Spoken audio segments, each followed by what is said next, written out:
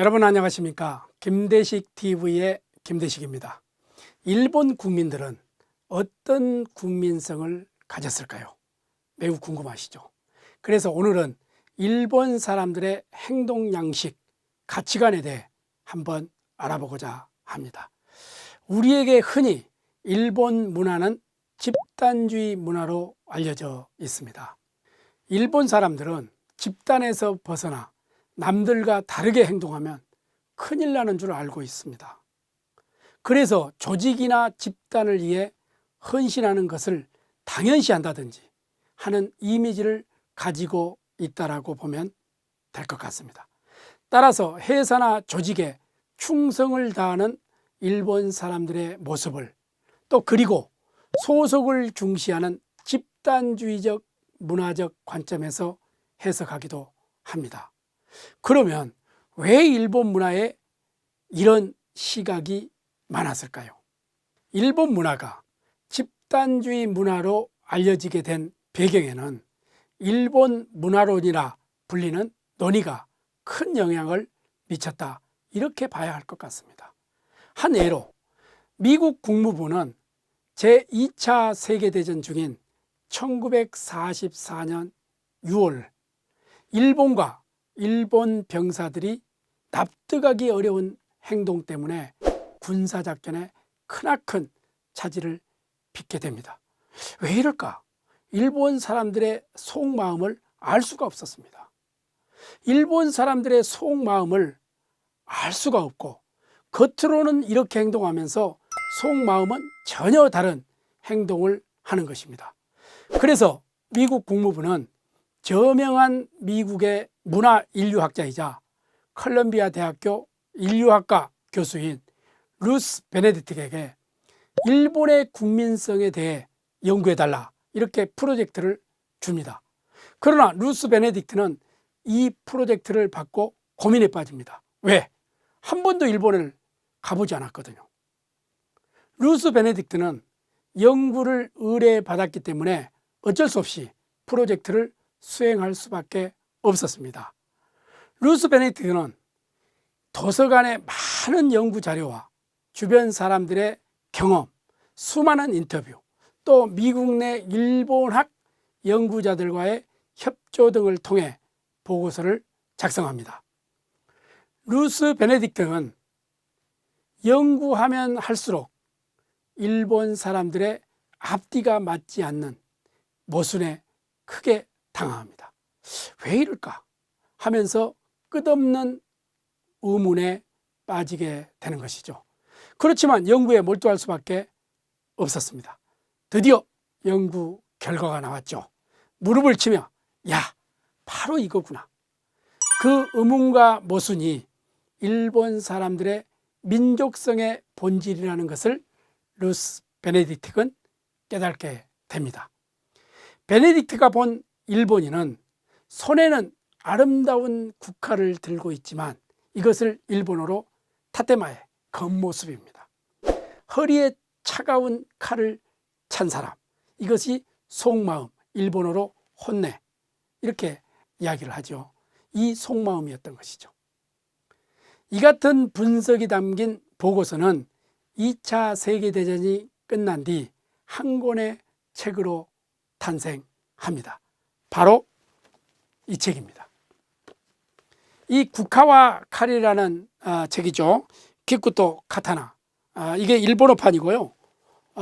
이 책이 우리말로 번역해서 출간된 책입니다.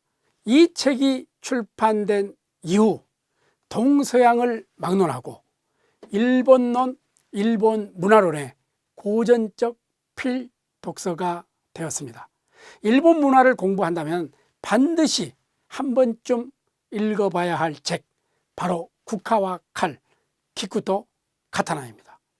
국화와 칼에서 국화는 평화를 상징하며 칼은 전쟁을 상징합니다. 이를 통해 국화, 아까 평화라 했죠. 평화를 상징하고 또한 예술성, 또 A, 국가에 충성하고 부모에 효도하는 등 아름다움을 의미하고 있으며 칼은 아까 말씀드렸죠. 전쟁을 숭상하는 일본인의 이중성을 날카롭게 해부한 책이다. 이렇게 이해하면 될 것 같습니다. 국화와 칼로 상징되는 극단적 형태의 일본 문화를 다각도로 탐색하고 연구했다라고 볼 수 있습니다. 또 베네딕트는 국화와 칼에서 각자가 자신에게 알맞는 이치를 차지한다는 계층 제도에 대한 일본 사람들의 사회관계의 기본에 있다고 보았습니다. 따라서 일본 사람들은 가정에서나 사회에서 차지하는 자신의 이치를 정당한 것으로 받아들이고 그 역할에 충성을 다하고 최선을 다한다고 이해하면 되겠습니다. 그리고 이제 세상으로부터 받은 고마움을 중시하죠. 고마움을 중시하며 이를 갚아야 할 채무로 느껴온 은혜죠. 길이, 의리죠. 기무, 의무의 규범을 아주 중시하고 있는 게 일본인의 의식 구조다. 이렇게 알면 되겠습니다. 그래서 이제 회사에서나 어떤 큰일이 일어나면 자기 조직과 상사를 위해 가감하게 할복을 한다든지 책임을 지는 모습을 우리가 볼 수가 있습니다.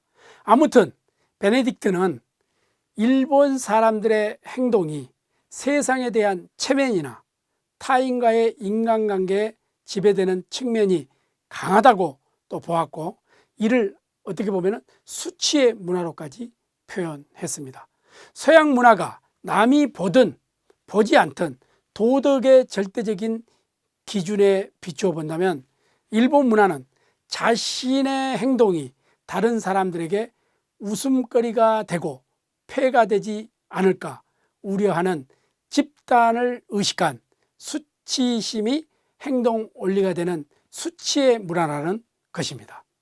따라서 일본 사람들의 행동이나 사고방식은 외면적인 타인과의 인간관계에 지배되기 쉽다, 이렇게 말하고, 그녀는 이 책이 출판되고 2년 후 1948년 61세의 나이로 세상을 떠났습니다. 그렇다면 일본 사람들은 정말 집단주의적일까요? 일본에서 생활하다 보면 일본 사회가 상당히 조직 중심의 사회임을 실감하게 됩니다. 어떤 일의 결정에 있어서 조직의 논리가 우선시되고 개인은 그 다음으로 밀려나죠. 개인이 조직을 위해 희생당하는 것은 당연하다는 논리가 상당히 힘을 얻고 있다, 이렇게 볼 수가 있습니다. 그래서 일본 사람들은 조직에 대한 소속을 중시하는 하나의 장애 문화다, 이렇게 보는 게 어느 정도 맞다, 이렇게 봐야 할 것 같습니다. 예를 들어서 나카무라 씨가 소니라는 회사에 다니면 소니상, 소니씨 이렇게 부릅니다. 미쓰에 다니면 미쓰이상, 미쓰이씨 이렇게 부르죠.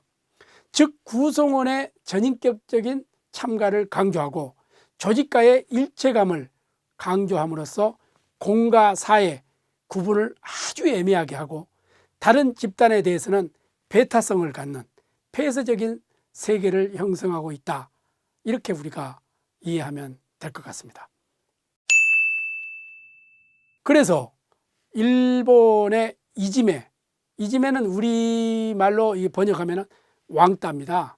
따돌림이죠. 집단 따돌림, 왕따 문제를 집단주의의 문화와 연관시켜 논하기도 합니다. 아무튼 일본 사회에서는 대세를 따르지 않는 사람은 참으로 외롭습니다. 일본의 협조적 노사관계에 어떻게 보면 이의를 제기하는 사람은 회사나 노조 조직으로부터 배척당하고 왕따를 당하게 됩니다.